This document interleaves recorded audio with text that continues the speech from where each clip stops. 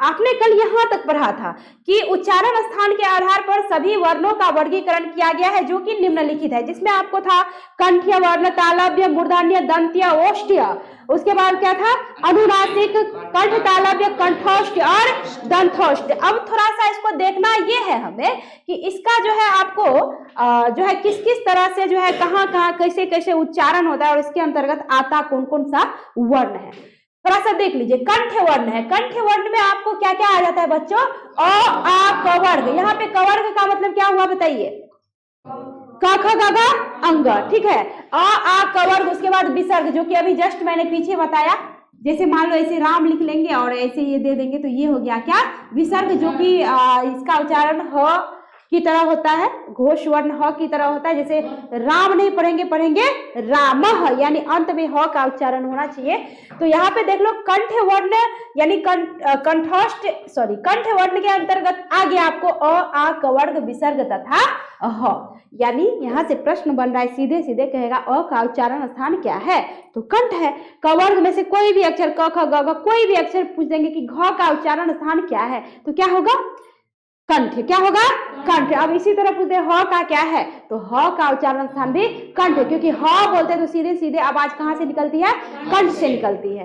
अगला हो गया तालव्य वर्ण। तालव्य हो गया ई में हो गया ह्रस्व ई और दीर्घ ई। ह्रस्व मतलब क्या छोटा और दीर्घ मतलब क्या बड़ा। ह्रस्व मतलब एक मात्रिक और दीर्घ मतलब द्विमात्रिक। सारा का सारा जो पीछे पड़े हैं सब याद रखना है ना। तो यहाँ पे हर्षई दीर्घी चवर्ग, चवर्ग मतलब क्या पूरा पांचों का पांचों अक्षर च छ ज झ य और तालव्य श। इसका उच्चारण कहाँ से होता है, तालु से, इसीलिए इसको हम क्या कह सकते हैं तालव्य वर्ण। जैसे मैंने बताया था तालव श मूर्धन्य स और दंत स का उच्चारण किस प्रकार होता है, तालव्य श तालु, मूर्धन्य स मूर्धा, दंत स दांत। उच्चारण जो हम करेंगे तो जीव मेरा तालु, मूर्धा और दांत में टच होना चाहिए, तब तो आपका उच्चारण शुद्ध है वरना अशुद्ध है। ठीक है, तो यानी समझ गए कि इसका उच्चारण स्थान टोटल आपका क्या हो गया तालव्य वर्ण। इसको हम क्या कह सकते हैं तालव्य वर्ण, क्योंकि इसका उच्चारण तालु से किया जाता है। नेक्स्ट है आपको मूर्धन्य वर्ण। मूर्धन्य से तात्पर्य मूर्धा,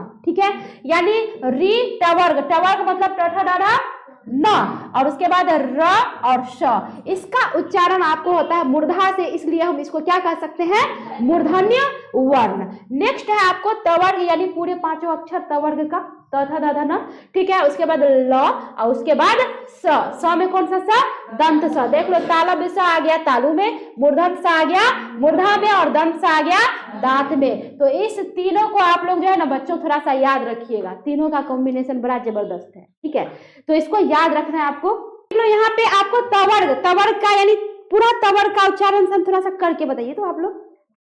त थ द ध न, मेरा जीभ कहीं नहीं जा रहा है ऊपर नीचे दाएं बाएं, जा रहा है दोनों दांत के बीच में, यानी ये दोनों दांत के बीच में, अर्थात यहाँ पे तवर्ग का उच्चारण स्थान दांत है, इसलिए इसको हम कह सकते हैं क्या दंत्य वर्ण। ल का भी ल भी करते हैं तो बीच में आता है, स भी बोलते हैं दंत स, इसमें घर्षण नहीं होता है नॉर्मली स, तो इसका भी उच्चारण स्थान आपको क्या होता है दंत से, इसलिए इसको कहेंगे दंत्य वर्ण। अगला है आपको ओष्ठ्य वर्ण। ओष्ठ्य वर्ण यानी ओष्ठ, ठीक है, ओठ।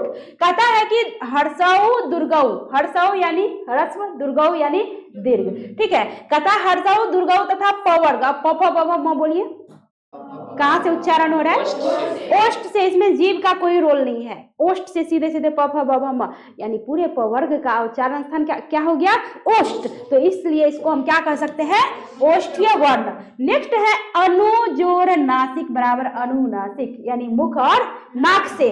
पंचमाक्षर, पंचमाक्षर मतलब हो गया आपको क्या पंचमाक्षर, प्रत्येक वर्ग का जो अंतिम अक्षर होता है, जैसे क वर्ग है तो अंतिम क्या होगा अंग, च वर्ग है तो अंतिम क्या होगा य, ट वर्ग का अंतिम क्या होगा न, त वर्ग का अंतिम क्या होगा न, मूर्धन्य न और दंत न, और उसके बाद प वर्ग का अंतिम आपको क्या होगा म, यानी अंतिम जो अक्षर होता है उसको बोला जाता है आपको क्या पंचमाक्षर, ठीक है। तो यानी पंचमाक्षर अनुस्वार और चंद्र बिंदु। अनुसार यानी अनुस्वार, जैसे अंगूर लिखेंगे तो अ के ऊपर अनुस्वार, जैसे आंगन लिखेंगे तो आ के ऊपर चंद्र बिंदु डालेंगे, ठीक है।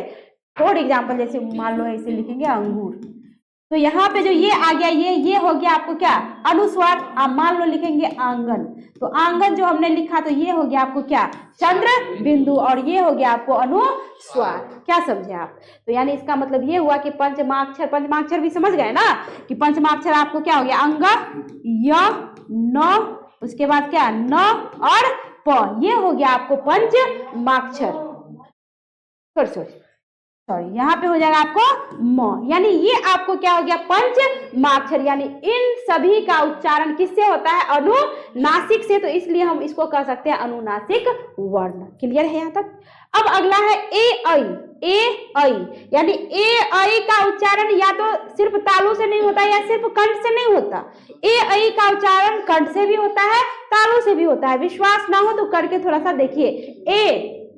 ए बोलिए, ए ऐ। ए बोलते हैं तो कंठ से आवाज आ रही है, मेरा जीभ टच हो रहा है तालु में, यानी निचले दांत का जो निचला हिस्सा है वहां पे उस चमड़े में जो है ए ऐ कंठ से भी आवाज आ रही है, और दांत मेरा जीभ टच हो रहा है आपको तालु में, यानी कंठ तालव्य। यानी ए ऐ का उच्चारण स्थान क्या हो गया, कंठ और तालव्य। तो इसलिए हम इसको कह सकते हैं कंठ तालव्य वर्ण। क्लियर है?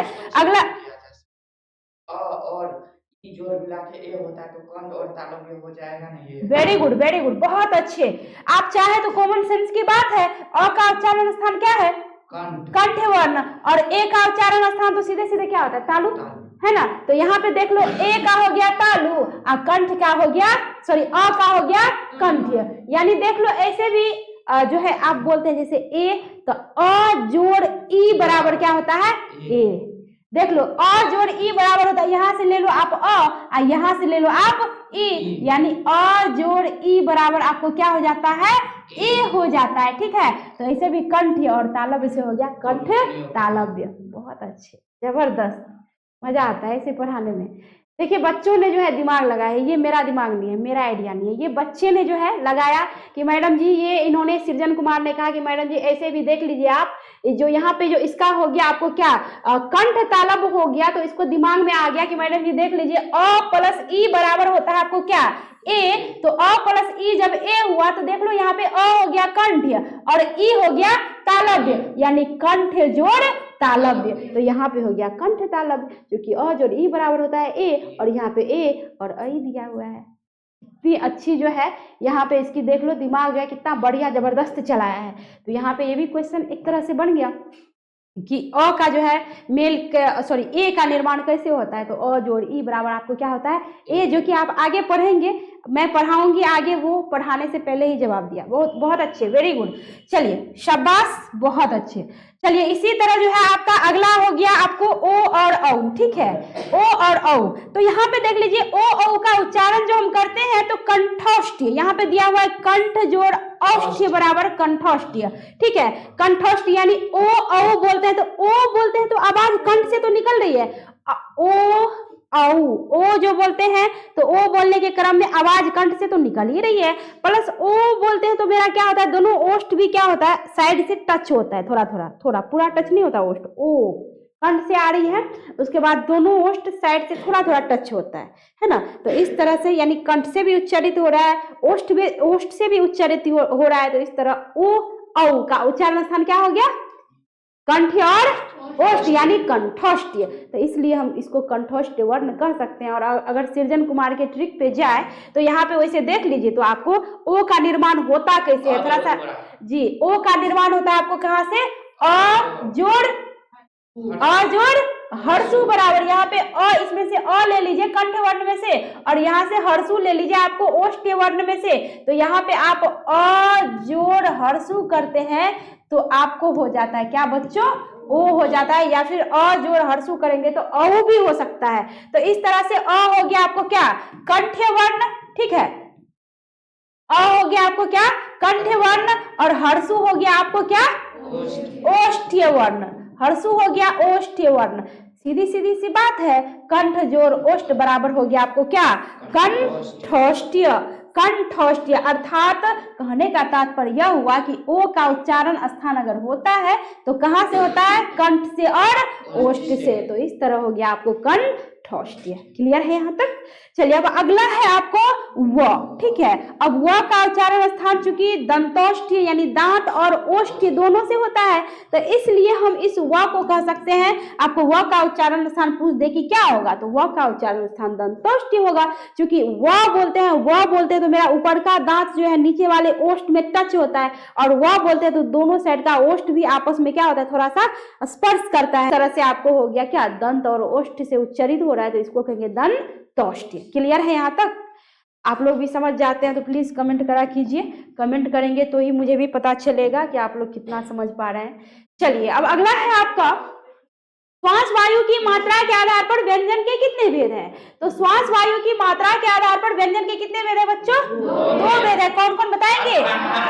अल्प प्राण और महाप्राण। चलिए अब अल्प प्राण समझते हैं कि क्या है। कहता है जिन वर्णों के उच्चारण में श्वास वायु की मात्रा कम होती है, श्वास वायु की मात्रा क्या होती है, कम होती है जब हम उच्चारण करते हैं, या जिन व्यंजनों के उच्चारण में हकार की ध्वनि नहीं सुनाई पड़ती है, उन्हें हम क्या कहेंगे, अल्प प्राण। यानी उच्चारण करेंगे तो लगेगा ह की ध्वनि उसमें आती नहीं है, तो ये हो गया अल्प प्राण। जैसे दिया हुआ है प्रत्येक वर्ग का प्रथम तृतीय पंचम वर्ण तथा अंतःस्थ व्यंजन। अब बताइए प्रत्येक वर्ग मतलब काय गो वर्ग?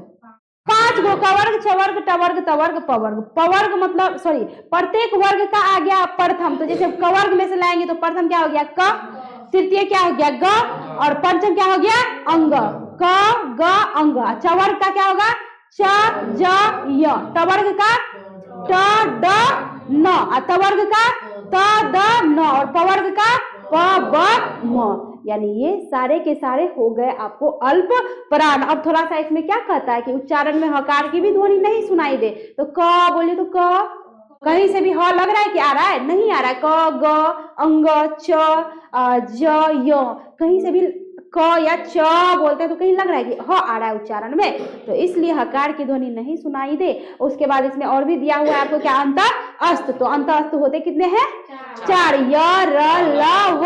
य भी बोलते थे अ आ रहा है अंत में, ह नहीं आ रहा है, तो यानी हकार की ध्वनि जिसमें नहीं सुनाई दे उसको हम क्या कहेंगे, अल्प प्राण। और इसी का जस्ट अपोजिट उल्टा है आपको महाप्राण में, ठीक है। महाप्राण जैसे जिन वर्णों के उच्चारण में श्वास वायु की मात्रा अधिक होती है, यानी थोड़ा अधिक लेना पड़ता है, और हकार की ध्वनि उसमें सुनाई पड़ती है, वो हो जाएगा आपको क्या, महाप्राण। जैसे में दिया हुआ है कि प्रत्येक वर्ग का द्वितीय चतुर्थ, यानी जो बच गया वो हो गया महाप्राण। जैसे क के बाद क्या आता है, ख दूसरे नंबर पे, इसलिए द्वितीय हुआ। उसके बाद चतुर्थ यानी क ख ग घ। अब कहेंगे आपको ये महाप्राण कैसे हुआ, ह कैसे आता है, तो थोड़ा सा आप क ख ग घ पढ़िए तो क ख ग घ अंग ऐसे पढ़ते हैं, तो ये आपका पढ़ना गलत है।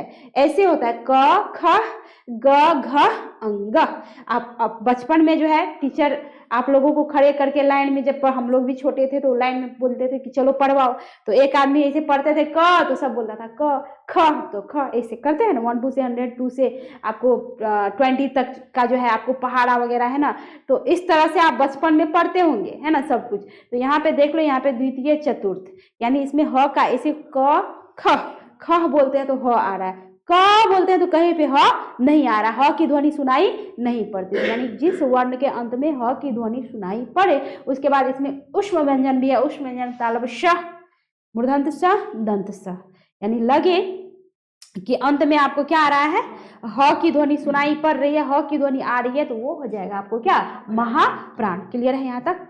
चलिए अब आगे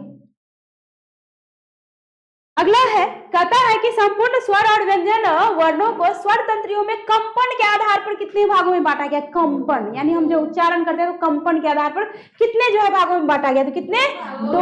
पहला बताइए घोष, दूसरा बताइए अघोष वर्ण। कहता है घोष वर्ण, जिन वर्णों के उच्चारण में स्वर तंत्रियों में कंपन होता है उसको हम क्या कहेंगे, घोष वर्ण। और घोष का दूसरा नाम सघोष भी है। मान लो एग्जाम में घोष की जगह सघोष आ जाए तो कंफ्यूजन में, हाँ, तो यहाँ पे दोनों का एक ही अर्थ हुआ। ठीक है। तो यहाँ पे दोनों का एक ही अर्थ हुआ, घोष सघोष एक ही बात हुई। अब जैसे यहाँ पे जैसे दिया है, कहता है सभी स्वर जो है सभी स्वर मतलब कितने स्वर होते हैं? 11 स्वर। उदाहरण में हो गया 11 स्वर, अ से लेके अ आ सी दीर्घ हर्षु दुर्गु री ए ऐ ओ औ तक, यानी 11 वर्ण स्वर वर्ण हुआ। उसके बाद कहता है वर्ग का तृतीय चतुर्थ पंचम य र ल व और ह, ये हो गया आपको घोष, यानी इसका उच्चारण करेंगे ना तो कहता है इसमें क्या होता है? कंपन होता है। क्या होता है? कंपन होता है। तो प्रत्येक वर्ग का तृतीय बताइए, जैसे क वर्ग का तृतीय क्या होगा? ग। चतुर्थ क्या होगा? घ। उसके बाद पंचम क्या होगा? अंग। और यर लव तो दे ही दिया है, जैसे बोलेंगे य बोलते हैं तो य, जैसे लगता है कि कंपन हो रहा है, लगातार आप बोलते रह जाओ थोड़ी देर के लिए य तो लगेगा कंपन हो रहा है ना। तो कहने का तात्पर्य कि जिसमें स्वर तंत्रियों में कंपन हो तो वो हो जाएगा घोष या फिर सघोष। अघोष उसी का उल्टा है, कहता है जिन वर्णों के उच्चारण में स्वर तंत्रियों में कंपन ना हो उसे कहेंगे अघोष वर्ण। जैसे कहता है प्रत्येक वर्ग का प्रथम द्वितीय तालव्य स मूर्धन्य स दंत स। तो प्रथम क्या हो गया? क च ट त प। प्रत्येक वर्ग का प्रथम, तो जैसे क च ट त प, यानी उच्चारण करेंगे तो लगेगा कि कंपन नहीं होता है, तो यानी इस आधार पे आपको इसको हम क्या कह सकते हैं? अघोष वर्ण। चलिए अब अगला देखते हैं आगे क्या है। अगला है आपको व्यंजन गुच्छ किसे कहते हैं? व्यंजन गुच्छ कहता है कि यदि किसी शब्द में 2-3 व्यंजन लगातार हो, कितना व्यंजन? 2-3 व्यंजन लगातार हो, और कहता है उनके बीच कोई स्वर ना हो, बीच में स्वर का कहीं अता पता नहीं होना चाहिए, जो कि बिना स्वर की सहायता से व्यंजन चल नहीं सकता, लेकिन यहाँ पे कहता है बीच में स्वर नहीं होना चाहिए, है ना। कहता है तो इस अवस्था में कहता है यदि किसी शब्द में 2-3 व्यंजन लगातार हो और उनके बीच कोई स्वर ना हो, क्या नहीं हो?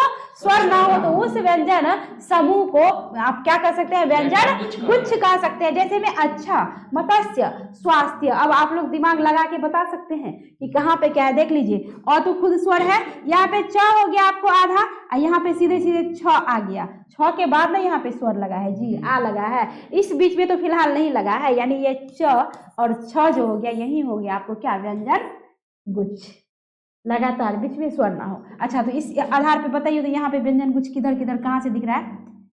स स य, इसमें बताइए स थ य, लगातार स है, थ है, य है, इस बीच में कहीं पे देख लो आधा स है, आधा स है ना, आधा थ है, और य के बाद अंत में नो आपको यहाँ पे य के बाद अंत में नो अ आया है ना। तो यहाँ पे इस आधार पे देख लो, यहाँ पे इसको हम कह सकते हैं आपको क्या? व्यंजन गुच्छ। ठीक है। अगला है द्वित्व किसे कहते हैं? द्वित्व कहता है यदि दो समान व्यंजन के बीच, दो समान यानी एक ही जैसा व्यंजन होगा, बीच कोई स्वर ना हो, कोई स्वर ना हो, तो वह कहलाएगा आपको संयुक्त व्यंजन। वह तो कहता है तो वह संयुक्त व्यंजन द्वित्व कहलाता है। जैसे में अड्डा, देख लो यहाँ पे क्या कहता है? दो समान व्यंजन के बीच कोई स्वर ना हो, तो यहाँ पे अ ड डा, देखो समान ड और ड समान है, दोनों व्यंजन वर्ण है, बीच में कहीं पे स्वर है, आधा ड है फिर ड है, बाद में स्वर आया आ की मात्रा, बीच में नहीं आया, तो यानी ये हो गया आपको क्या? द्वित्व। इसी तरह सत्ता, यहाँ पे देख लो तो यहाँ पे आधा है और उसके बाद फिर क्या है? ता, है ना। तो यहाँ पे ये त और ये त दोनों मिलके क्या हो गया? ये दोनों मिलके हो जाता है कुछ इस तरह, समझ गए? तो ये हो गया द्वित्व। जैसे पट्टी देख लो यहाँ पे, समझ गए? तो इस तरह हम इसको कह सकते हैं द्वित्व व्यंजन। चलिए अगला है, आगे कहता है कि अनुस्वार और पंचमाक्षर क्या है? तो पीछे तो पढ़ चुके हैं, फिर भी पढ़ लीजिए। कहता है कि अंग य न में हो गया ये मूर्धन्य न, क्योंकि मूर्धा से उच्चरित होता है, दंत न दांत से उच्चरित होता है, और म, यानी ये जो पांचों अक्षर हो गए आपको, कहता है कि ये जो पांचों आपको प्रत्येक वर्ग का जो अंतिम अक्षर हो गया, इसको आप क्या कहते हैं? पंचमाक्षर। कहता है ये अनुनासिक व्यंजन है, क्योंकि अनुनासिक मुख और नाक से उच्चरित होता है, तो इसलिए इसको अनुनासिक व्यंजन हम इस पांचों को कह सकते हैं। कहता है इन्हें पंचमाक्षर भी कहते हैं। ये जब अपने वर्ग के व्यंजन से हल रूप में जुड़ते हैं, हल रूप मतलब क्या? आधा रूप में, जैसे हल रूप हो गया, जैसे इस क को पूरा नहीं लिख के इसमें हलंत लगा देंगे, हलंत लगाने का मतलब ये क क्या है आपको? आधा। तो यहाँ पे कहता है हल रूप में, हाँ इसमें से मान लो ना कि इसमें से इस क में से जो है मान लो अ को हम थोड़ा सा बाहर खींच लेते हैं, तो यह के क आपको क्या हो जाता है, आधा हो जाता है। तो आपको यही न कहता है कि जब अपने वर्ग के व्यंजन से हल रूप में जुड़ते हैं, हल रूप मतलब क्या, इस तरह जुड़ते हैं, तब लेखन सुविधा हेतु इन्हें अनुस्वार में बदल दिया जाता है। यानी लेखन के सुविधा के लिए अनुस्वार में उसको क्या कर देता है, बदल दिया जाता है। ठीक है, जैसे दिया हुआ है यहाँ पे क्या, अंक। अब यहाँ पे देख लो अ के बाद क्या हो गया, क ख ग घ अंग, पंचमाक्षर अंतिम आ गया। ठीक है, अंग, और यहाँ पे आ गया क। तो यहाँ पे अगर हमको इस तरह नहीं लिखना है, आजकल यानी आधुनिक में इस तरह लिखा जाता है, ये पुराना हो गया आपको प्राचीन टाइम का, ये हो गया आपको क्या, आधुनिक लिखावट। तो हम क्या करते हैं ना, अपने सुविधा के लिए यहाँ पे दिया है ना कि सुविधा है तो क्या कर दिया जाता है, अनुस्वार में बदल दिया जाता है। यानी अंग को क्या कर दिया है कि अपने सुविधा के लिए अनुस्वार में बदल के इस तरह जो है लिख दिया गया। तो आप देखते होंगे कि इस तरह लिखा होता है, कहीं पे ऐसे भी लिखा होता है, तो बच्चे कहते हैं इसको मैडम जी क्या पढ़ेंगे, है ना, इसको भी अंक पढ़ेंगे, इसको भी अंक पढ़ेंगे। इसमें भी किस कंडीशन में हुआ है, सो देख रहे हैं ना, कहता है जब अपने वर्ग के व्यंजन से हल रूप में, अपने वर्ग के मतलब क वर्ग का ही आपको हो गया अंग, क ख ग घ अंग, क वर्ग में अंग आता है कि किसी और में तो नहीं आता। तो क्या कहता है यहाँ पे कि अपने ही वर्ग के व्यंजन से हल रूप में, हल रूप मतलब क्या, आधा रूप में जब जुड़ता है, तो जब आधा रूप में जुड़ेगा तब हम अनुस्वार में बदलेंगे, वरना नहीं बदलेंगे, समझे, तब बदलेंगे जब अपने ही वर्ग का रहेगा, यानी कए वर्ग का ये अंग है, तब आप अनुस्वार में बदलेंगे, नहीं तो आप नहीं बदल सकते। यहाँ तक आप लोग समझ गए ना।